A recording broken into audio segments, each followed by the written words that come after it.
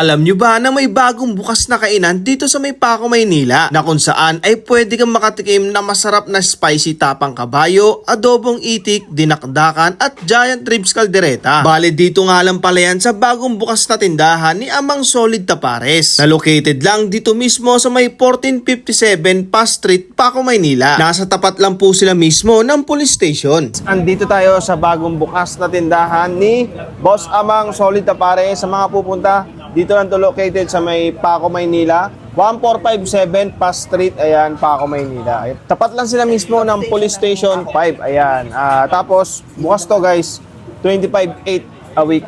So, ganun pa rin guys, kung ano yung mga food tripan doon sa may Pasay, sa kanyang unang tindahan, nandito pa rin. So, ito yung tapa, dyan pa rin. Dinakdakan. So, lahat ng mga solid na mga pagkain niya, especially yung pares, andito pa rin. So, gusto ko lang i-inform kayo na may bago ng bukas dito na food tripan na Solid Amang. Siyempre, unahin natin tikman yung tapa. Kaya nga solid tapa eh. Solid Amang Tapares, no? Wow.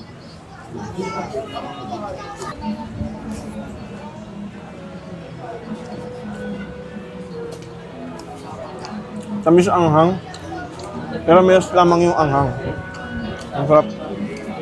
So anyway, di mo na ito papahabain pa.